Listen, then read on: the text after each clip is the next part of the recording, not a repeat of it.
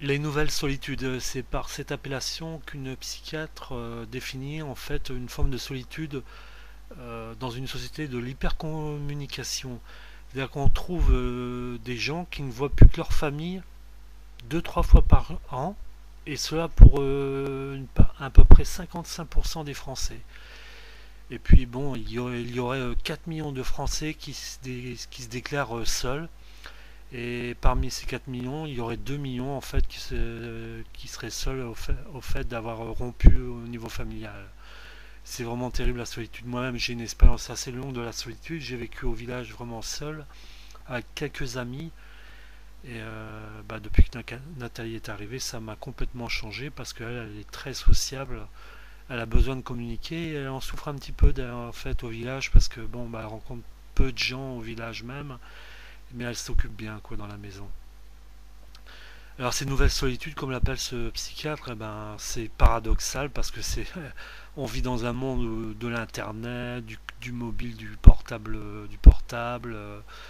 et en fait les gens sont de plus en plus seuls, quoi. C'est assez effrayant de voir des chiffres pareils. Bon, il y aura peut-être une question aussi d'exigence chez les personnes pour rencontrer des gens qui veulent vraiment être des amis. Mais bon, je vois des chiffres là à l'écran. Un tiers des moins de 25 ans sont touchés par la solitude. C'est quand même effarant chez les jeunes, quoi. C'est en tout cas 25 ans, c'est vraiment un âge où on est plutôt très impliqué socialement, où on voit beaucoup de gens. Et là, bah non, c'est des gens qui se déclarent seuls pour un quart des jeunes, quoi. Un tiers, c'est un tiers des jeunes de 25 ans et 30% chez les seniors.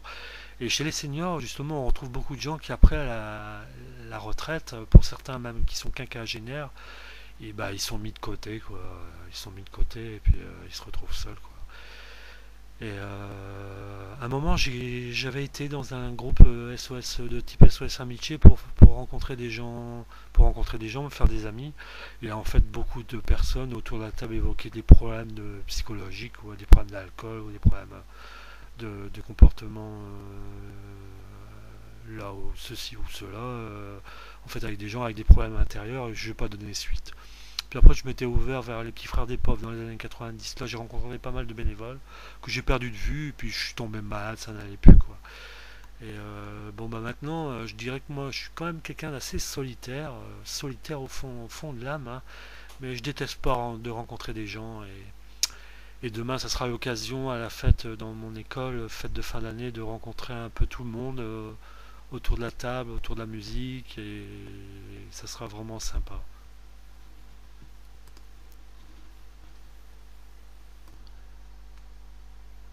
Alors j'ai illustré mes propos par des belles photos que le papa de Nathalie a pris en Corse.